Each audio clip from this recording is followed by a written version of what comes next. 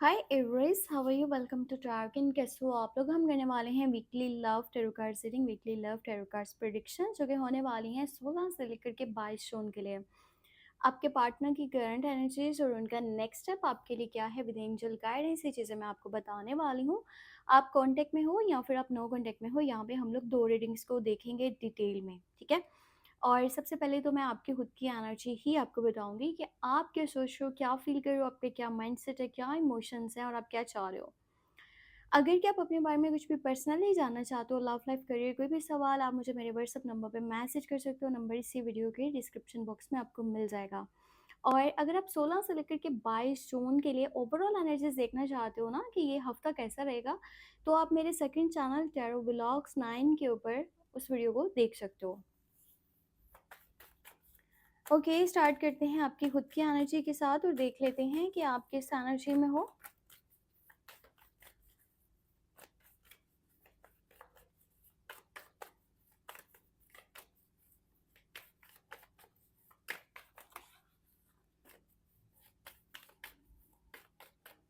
Okay, your side 9 of cups, 4 of cups, और यहाँ पर है 7 of swords.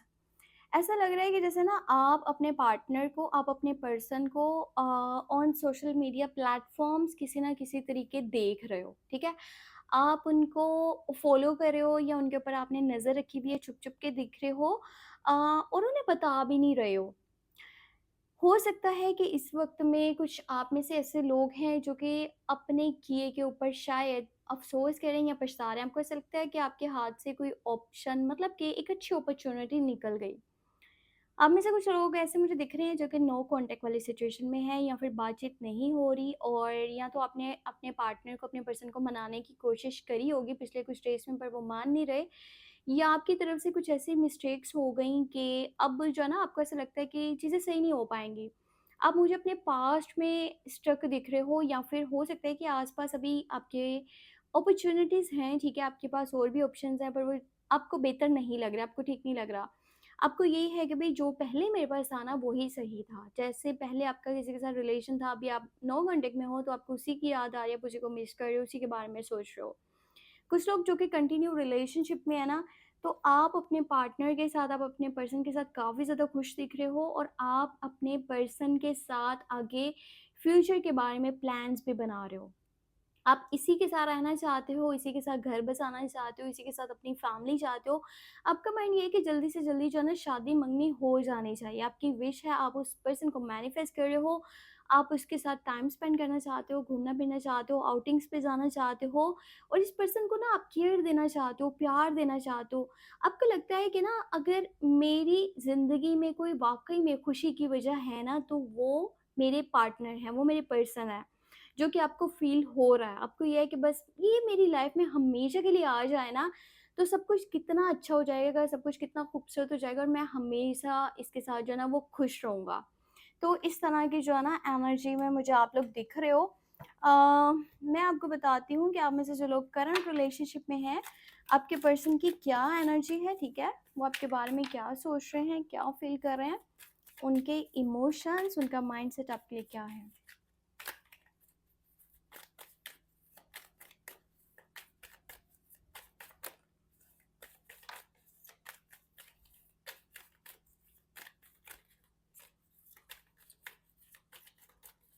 Okay, so check करते हैं। यहाँ पे फर्स्ट ऑफ ऑल जो कार्ड है ना, हाई प्रीस्टेस का कार्ड निकला है, 6 ऑफ सॉर्ड्स है, और यहाँ पे 10 ऑफ वॉन्ड्स है। देखो, कंटिन्यू रिलेशनशिप की बात करूँ तो आपके पर्सन के ऊपर काफ़ी ज़्यादा बर्डन दिख रहा है, या इनकी लाइफ अभी के टाइम में काफ़ी बिजी जा रही है। काम का काफ़ी लोड है, और ऐसा हो सकता है कि फैमिली का ना किसी तरह का प्रेशर भी है इनके ऊपर।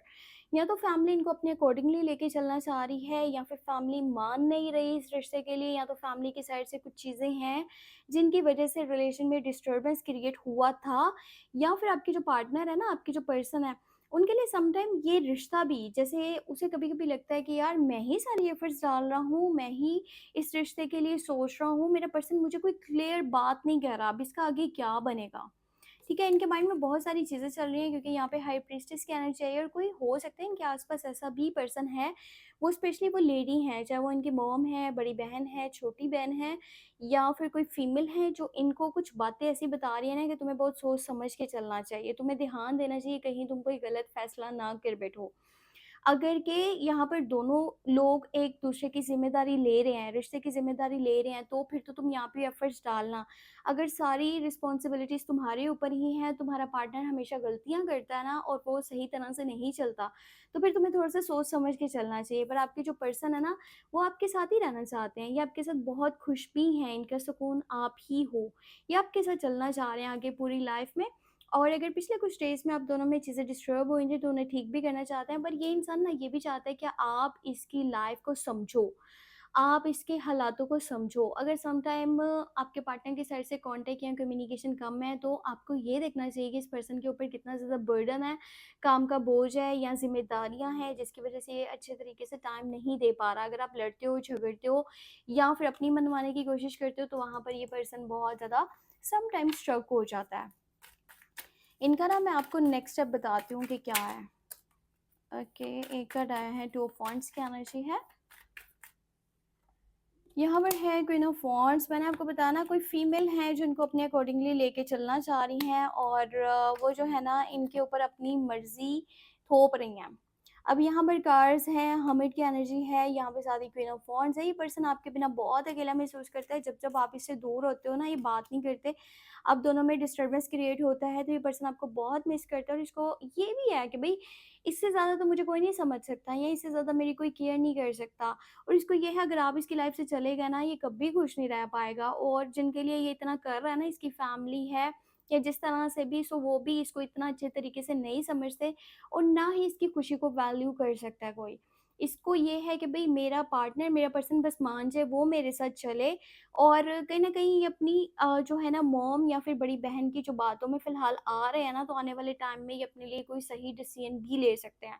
क्योंकि ये इंसान काफ़ी चीज़ें समझ चुका होगा कि इसके लिए क्या बेहतर है और इसके लिए क्या बेहतर नहीं है। अब मैं आपको बताती हूँ कि अगर नो कॉन्टैक्ट सिचुएशन है ना, तो आपके पार्टनर की एनर्जीज़ क्या हैं? वो आपके बारे में अभी क्या सोच रहे हैं, क्या फ़ील कर रहे हैं?